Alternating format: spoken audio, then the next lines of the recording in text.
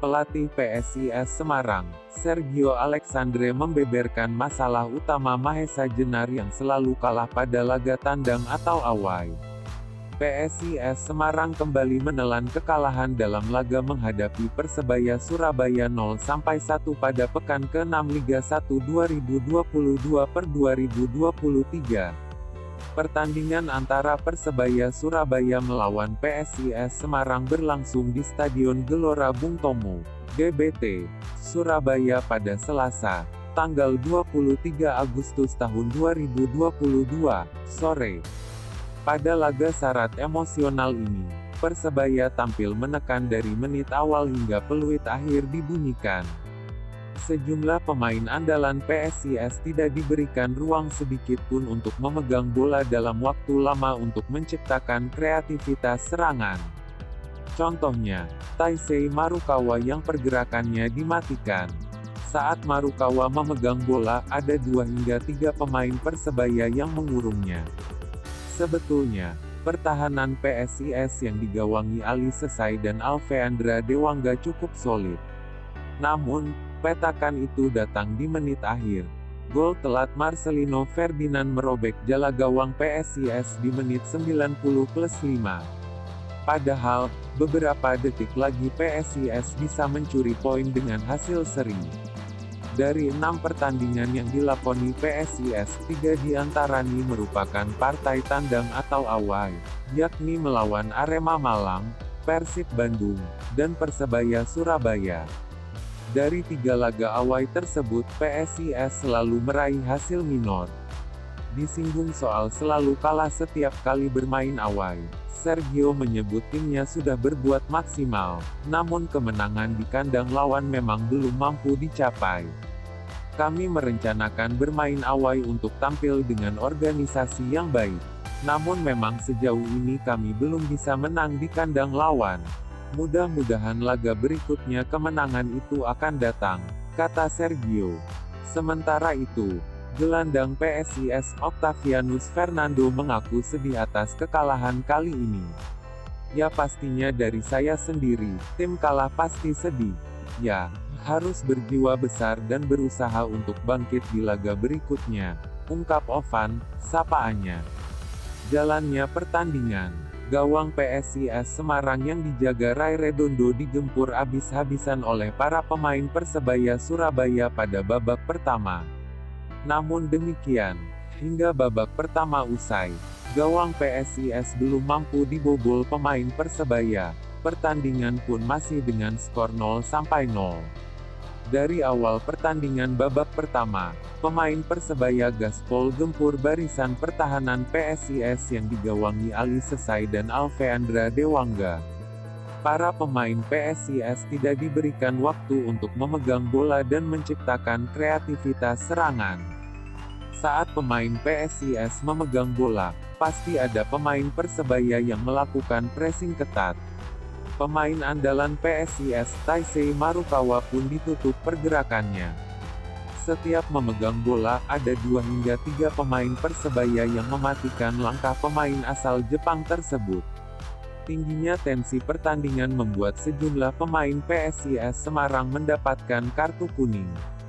Ada 4 pemain PSIS yang menerima kartu kuning pada babak pertama yakni Ali Sesai menit 10, Octavianus Fernando menit 21, Friendy Saputra menit 29, dan Delvin Rumbino menit 44. Menit 13 pemain Persebaya, Leo Lelis mendapatkan peluang dari tendangan bebas, namun tendangannya masih bisa diamankan kiper PSIS, Ray Redondo.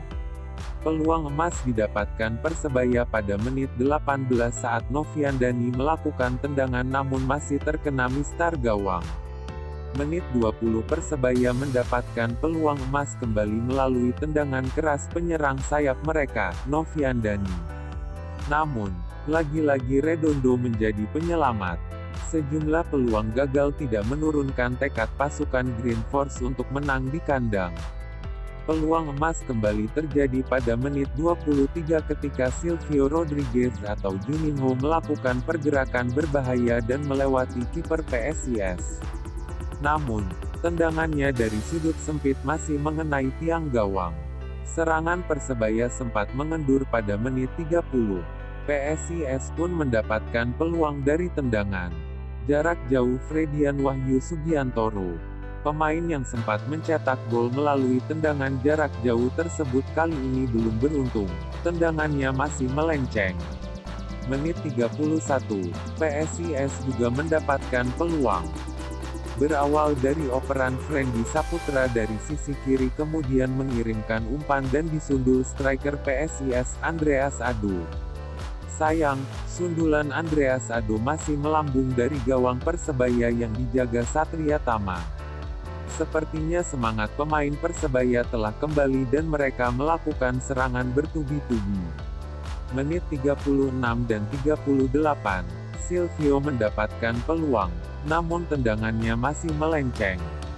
Pada menit akhir babak pertama, kiper muda PSIS, Redondo kembali menjadi pahlawan ketika berhasil menangkap bola dari tendangan Marcelino dan Noviandani pada menit 42 dan 44. Hingga turun minum, babak pertama berkesudahan skor 0-0.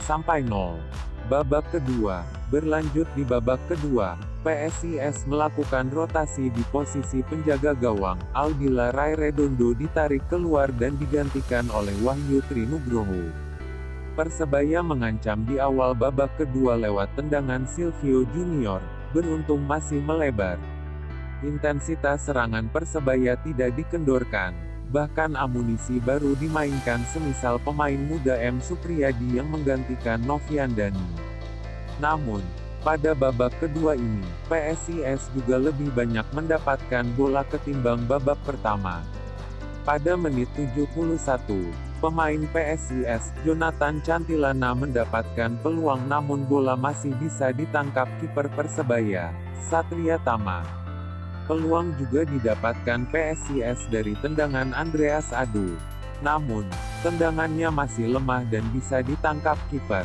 Gantian kali ini Persebaya yang mendapatkan peluang dari penyerang sayapnya, M. Supriyadi. Posisi M. Supriyadi yang sudah berdiri bebas terlambat untuk menendang bola sehingga sudah dihalau bek PSIS, Friendly Saputra. Peluang Persebaya kembali didapatkan melalui tendangan Silvio Juninho, namun masih bisa diselamatkan kiper PSIS, Wahyu Trinugroho. Kiper Wahyu Trinugroho lagi-lagi menjadi penyelamat saat Supriyadi memiliki peluang dengan kepalanya pada menit 83. Namun power dari sundulannya masih lemah sehingga bisa ditangkap kiper. Lagi-lagi Supriyadi mengacak-acak pertahanan PSIS dari sisi kanan atau dari sisi kiri pertahanan.